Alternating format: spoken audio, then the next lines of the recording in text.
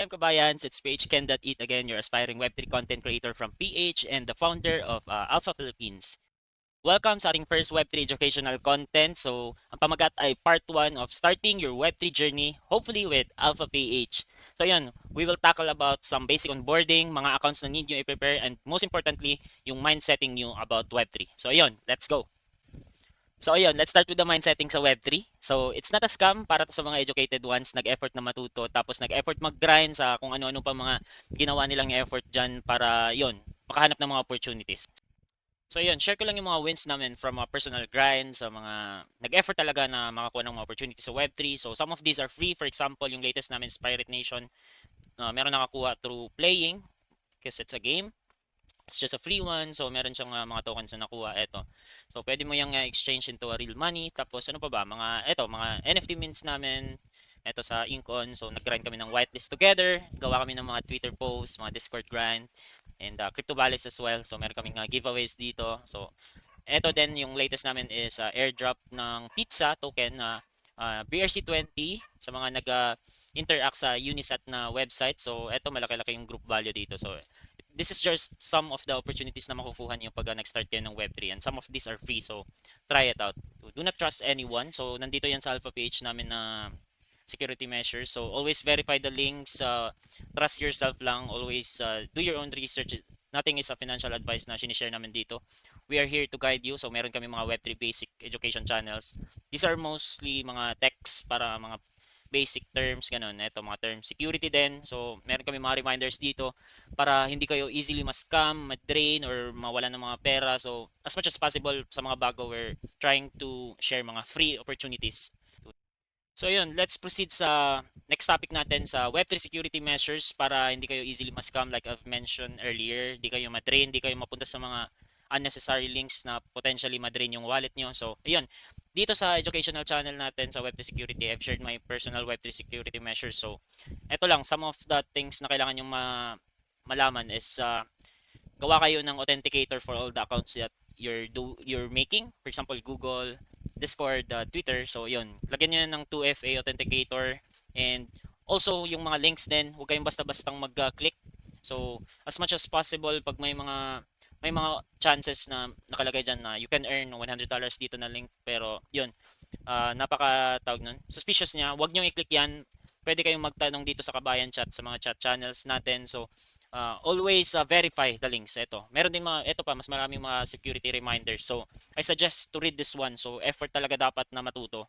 So yun, next topic natin is ano nga bang kailangan na device, laptop ba or cellphone? So ako mainly I suggest na dapat meron kayo niyan dalawa kasi may mga chances na mag-interact talaga yung dalawa. For example, yung cellphone, kailangan mo ng 2FA authenticator, yung Google Authenticator. So, sa cellphone mo lang magagamit yan para magawa yung mga accounts, mag-login, ganun. Tapos, yung sa laptop naman, mas makaka-grind ka sa laptop or sa PC mo ng mga opportunities like, ano ba dito, mga airdrops na mga nandito sa channels namin. So, mas applicable siya kasi yung mga wallets may ibang wallets na hindi siya supported ng cellphone. So pero eto guys, so kung starting pa lang kayo kung wala kayong pang-invest ng laptop kasi yun medyo mahirap yung buhay, you can do the cellphone one. I suggest the Web3 gaming siguro. Sa Web3 gaming kayo mag-start kasi mas madali lang doon yung mga onboarding pag cellphone. For example, ito sa activation namin sa Cypher. So it's a good Web3 gaming mobile. I mean, Web3 gaming na for mobile siya. So maglalaro ka lang tapos pwede kang mag-participate sa airdrop campaign nila for free. So ito airdrop campaign nila. So kailangan mo lang mag-create ng account dito, mag-connect ng Twitter at Discord tapos pwede ka nang maggawa ng quest sa cellphone mo. At the same time, makaka-earn ka din ng mga airdrop points sa paglalaro mo sa game. So, ayun. So, I suggest yung dalawa. But, if wala talaga, you can start with Web3 gaming sa mga ganto.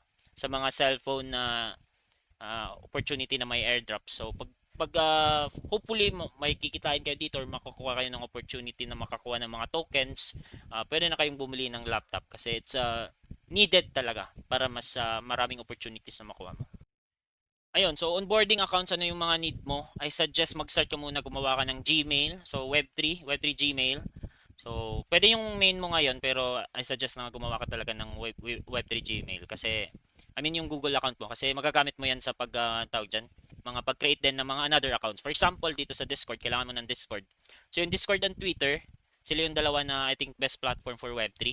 Yung Discord more on community and Twitter for marketing, ganun, mga personal postings ganun sa mga Web3 projects na updates. So yung Discord, yeah, you need Discord kasi dito ka makaka-join ng mga groups. And syempre, di ka makakasali sa Alpha Page pag wala kang Discord, di ba? So dito mayroon ka mga makukuha mga channels, mga ano pa, mga ka-chat, may mga kasama ka sa VC, makapagtanong-tanong ka. So, eto naman sa Twitter is, yun, sabi ko sa'yo, makaka-follow ka ng project na may updates or makakahanap ka ng mga details or information ng project na maganda i-grind para makahanap ka ng opportunities, okay? So, kailangan mo din ng Twitter. Then, also Facebook. Facebook is a good one para sa updates. So, for example, dito, yung Alpha PH group, i-activate na namin to for mga updates. So, pag meron ka Facebook, makaka-join ka ng mga group na nag-share din ng mga information or mga opportunities. Ito, flex ko lang yung group ni Boss Kuko Crypto.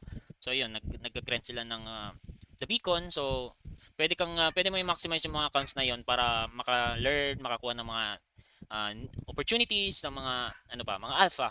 So, yun. So, you need this account. So, Discord, Twitter, and Facebook, Google. Tapos, ayun. Basically, magagamit mo din ito sa pag-interact ng mga new websites, Web3 websites, which is I'll explain later on. So, dito, kailangan mo to sa Alphabot, for example, is kailangan mo ng tawag dyan, Discord, ito, Discord, kailangan mo ng Twitter. So, i-connect mo yan and Web3 wallets, I'll explain later. So, yun. Yun yung mga basic accounts for onboarding.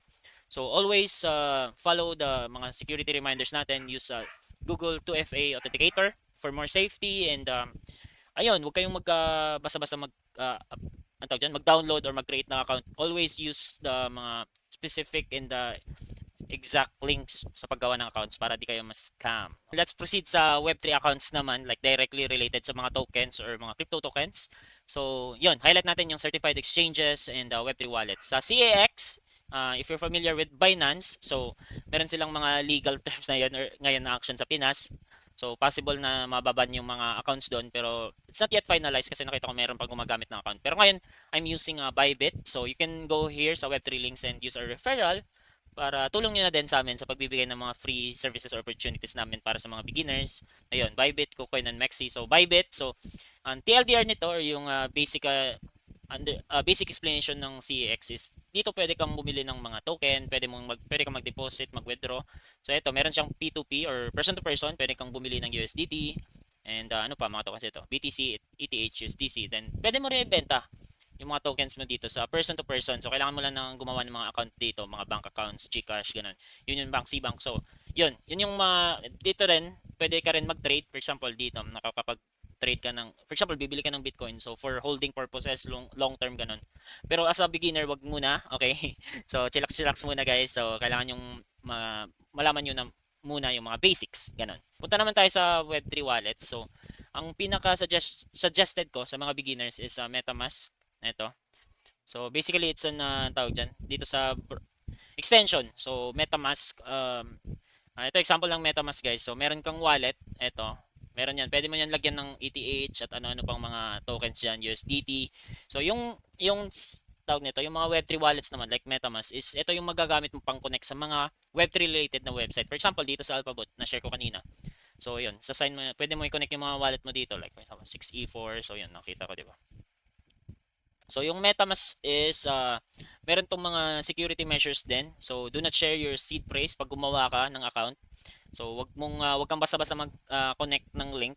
For example, ito, kung may makita kang alphabot.com. So, hindi yan tama na link. Dapat alphabot.app. So, kailangan mo magtanong-tanong kung ano yung mga tamang links na connectan mo. So, yun. Basic lang yan, guys, ha. So, meron ibang mga Web3 wallets na kailangan yung ready. But for now, just do MetaMask. Kasi magagamit natin yan siguro sa part 2 natin na explanations, yung mga pag-connect na talaga ng mga accounts na ginawa natin for this part 1 na content.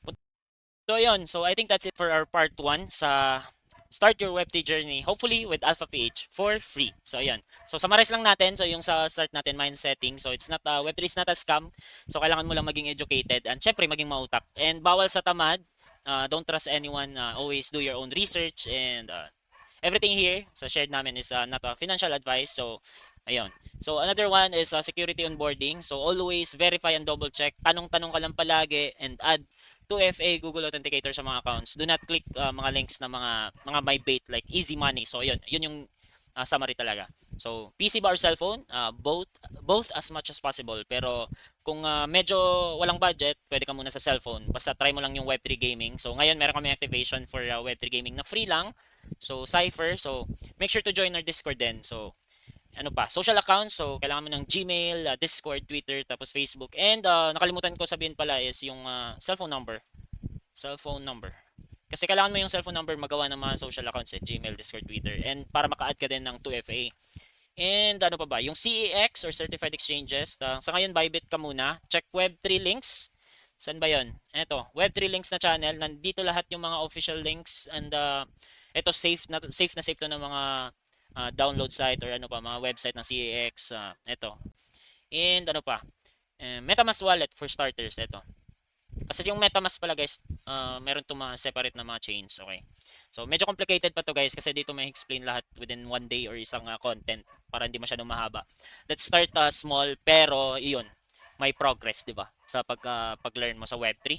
So do not forget to join Discord ng Alpha PH. So kung nakita mo to sa YouTube channel natin, so screenshot mo lang yan na nanood ka tapos pag nakapasok ka sa Discord namin, discord.gg/alphaph. So, punta ka lang dito sa public chat, send ka lang ng screenshot na natapos mo yung tawag nito, yung video na ito tapos beginner ka and gusto mong matuto. So, mabigyan ka namin ng role para may access ka dito sa mga Web3 basics tapos makapagtanong-tanong ka din. So, kaming lahat dito, mga team members and mga regular members namin is tutulong para ma-onboard ka namin sa Web3 for free. Okay? Wala kang gagawin, wala kang ilalabas na pera. Ang goal namin is matuto ka para matawag dyan para hindi ka basta-bastang papasok sa laban na wala kang shield or sword, diba? So, once again, this is PH Ken.Eat, your aspiring Web3 content creator from PH and the founder of Alpha Philippines. So, do not forget to follow me sa Facebook ko and sa Twitter na din siguro kung mayroon kang Twitter. Eto, phken.it lang din. So, do not forget to join our Discord kasi nandito lahat yung tawag doon, main communication namin. Tapos, nag-VVC kami palagi dito. So, hopefully, makita ka namin and makita namin nga, desidido ka talaga matuto sa Web3. So, ayun, kung may kakilala ka man na gusto din matuto, siguro ipa-join mo sa Discord or you can just, tawag dito, pwede ka mag-PM dito sa Facebook. Like, group kayo kung gusto nyo matuto. So, bibigyan namin kayo ng role. Then, siguro mga exclusive access or hopefully may mga events tayo for learning session na part Web3. So, yun. See you kabayans and yun. Bye-bye!